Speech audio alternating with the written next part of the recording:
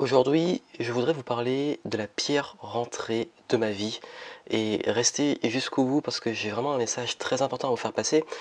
La pire rentrée de ma vie, elle n'était pas l'une de mes rentrées scolaires, puisque généralement quand je reprenais les cours, que ça soit au collège et lycée ou pendant mes études, généralement j'étais assez content de retrouver les amis, de retrouver un peu les personnes que j'aimais bien, même ceux que j'aimais pas, mais moi je m'en foutais un peu.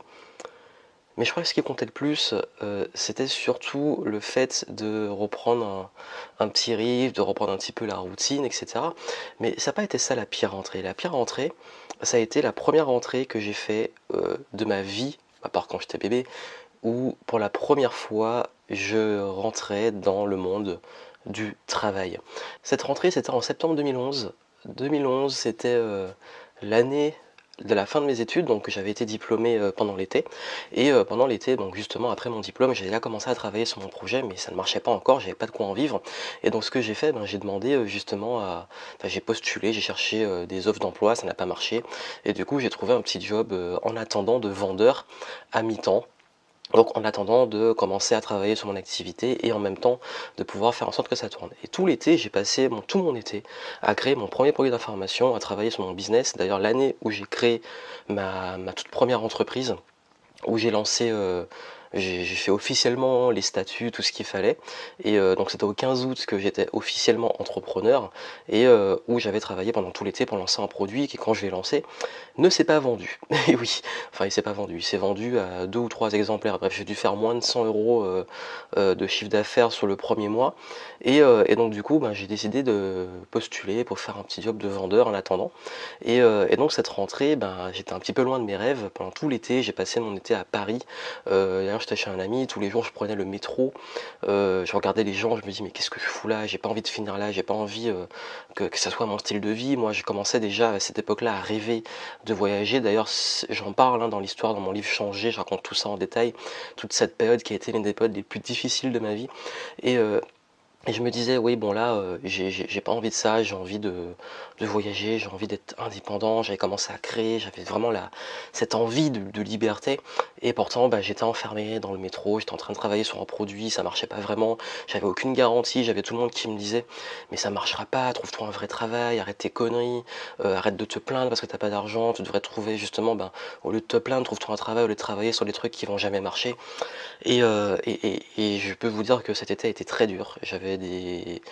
J'ai perdu confiance en moi, je doutais, j'étais très souvent, il y a même un moment où j'étais limite j'étais tombé dans une dépression, heu et hem et j'ai commencé ce travail, ce job obligatoire parce qu'on sait, on est à ce moment-là, on est obligé de le faire pour pouvoir survivre, pour pouvoir vivre sans dépendre des autres et quand je suis rentré, ben, voilà, ben, loin de mes rêves d'entrepreneur, puisque j'étais persuadé qu'après l'été, voilà, en 2 mois, ça serait bouclé et qu'en septembre, je serais indépendant et non, j'avais un compte à rebours qui s'est activé parce que j'ai dû faire un prêt pour payer mes études, et j'allais commencer à rembourser ce prêt 1 an après cette date, cette fameuse rentrée. Donc j'avais 1 an pour, avoir un job, survivre et avoir un business qui tourne au terme de cette année. Et ce qui s'est passé, c'est que, bah, quand je suis rentré, j'étais retourné sur Bordeaux, j'ai fait ce job-là sur Bordeaux. Tous les matins, je devais me réveiller à 7 heures, aller au travail, être sur le poste de vente dès, je sais plus, c'était 8h30 ou 9 heures, être là, prêt à commencer, parce que ça commençait très tôt dans ce magasin et il fallait que, tous les matins je me réveille, que j'aille. Je me retrouvais avec les collègues, comme c'était la rentrée, beaucoup racontaient un peu leurs vacances. Un tel qui allait au camping, l'autre qui allait, je sais plus où, à la plage, mais il disait il se plaignait parce qu'il y avait trop de monde sur la plage. L'autre qui disait qu'il avait fait 10 heures d'embouteillage pour rentrer de vacances. Et j'ai commencé à me dire: «Waouh, ouais, c'est vrai que ça donne pas envie».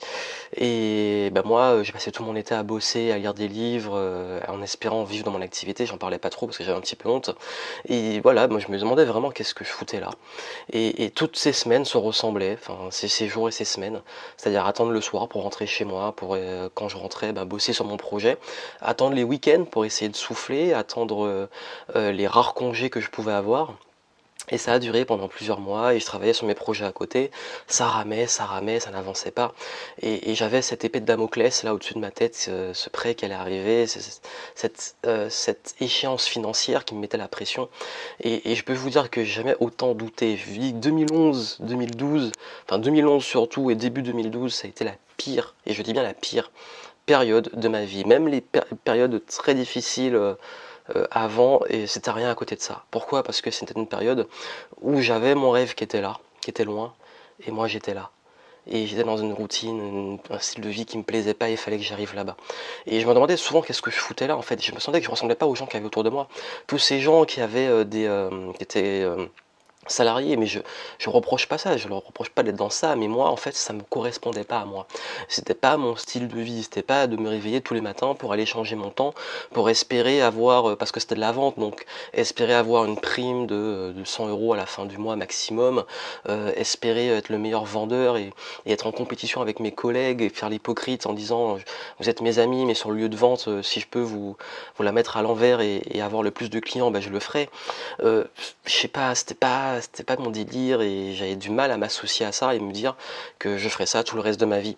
Et là où ça a été le plus dur, c'est que quand vous avez fait 5 ans d'études, parce que j'ai fait une école de commerce, et que vous avez investi, vous êtes endetté pour ça, que vous vous retrouvez on vous a promis, hein, on vous promet des bons jobs, que vous serez bien payé, que tout ira bien, et que dans la réalité c'est pas le cas, puisque dans cette période de doute, j'ai essayé malgré moi de trouver un job, un travail, mais bon, je pense qu'au fond de moi, j'étais tellement pas aligné que ça se sentait et que je trouvais pas de travail, surtout que j'étais très très très entrepreneur dans l'âme, et j'arrivais pas à faire semblant de vouloir devenir oui, je suis motivé pour travailler pour vous, je suis motivé pour entrer dans cette boîte, etc.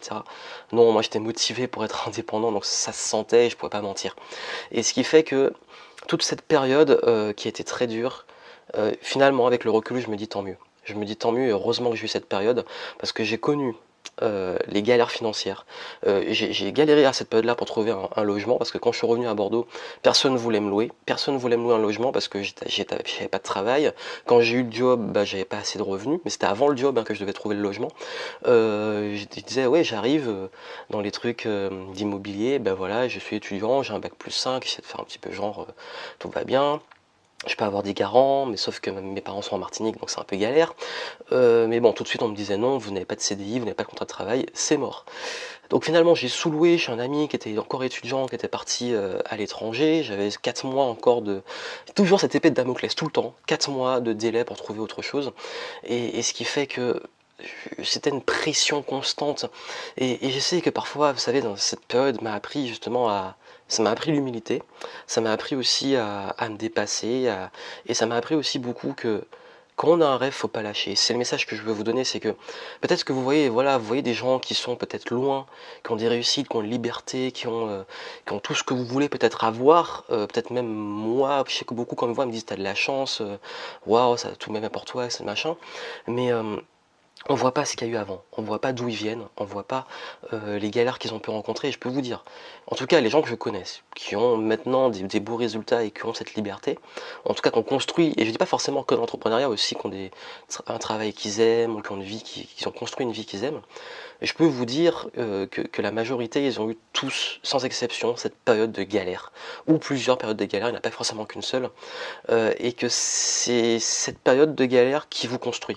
C'est là que je me suis construit, c'est là que je me suis posé les bonnes questions, c'est là que j'ai plus que jamais su l'importance de croire en son rêve, de continuer à y croire, de continuer à travailler.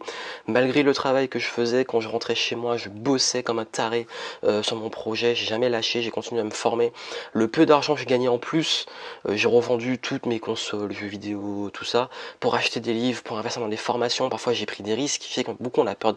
Parfois je sais que c'est pas évident financièrement, mais j'ai pris des risques d'investir, mais à aucun moment j'ai des regrets, parce que c'est ça qui m'a permis de continuer à avancer, c'est de continuer à investir en moi, c'est de continuer à croire, c'est continuer à rester dans une dynamique de progression et me dire, surtout de me dire, je vais tout faire pour que ça fonctionne.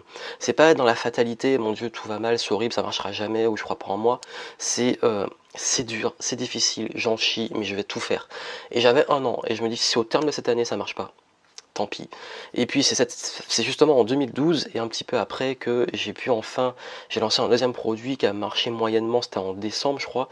Et puis après j'ai travaillé pendant un petit peu l'hiver et le début du printemps. Et c'était en avril que j'ai fait mes premiers, les fameux 700 € en une matinée, dont je parle dans le livre Changé, dont je parle souvent, vous allez voir les vidéos, les 16 étapes, quand je raconte mon histoire. C'est là où j'ai eu le déclic. Et en fait cette pression aussi elle était bonne. Pourquoi? Parce que quand on n'a pas le choix, on trouve des moyens. Et j'aurais pu me me dire j'abandonne, je trouve que je reste dans cette routine, dans ce travail, et non, j'ai dit que j'allais continuer. Et je sais pas où vous en êtes, peut-être que vous dites ouais mais c'est impossible pour moi, je galère, j'ai envie de mieux, j'ai envie de changer. Honnêtement, c'est le message que je peux vous dire, si et je dis pas que ça va être facile parce que j'en ai chié, et je vous dis que j'en ai vraiment chié. Je pourrais jamais dire à quel point j'en ai chié à cette période. Je suis pas en compétition à me dire j'ai plus, et pardonnez-moi l'expression, mais je peux pas dire que j'ai plus, j'en ai plus chié que les autres et tout. C'est pas une compétition. Mais oui, j'en ai chié. Cette période-là, j'étais au fond du trou. Peut-être, j'étais pas non plus à la rue et tout parce que j'avais des amis, enfin j'étais chez des amis, etc. Mais ça a été nécessaire pour pouvoir monter. C'est-à-dire qu'une fois qu'on est en bas, on ne peut plus descendre, on ne peut que monter.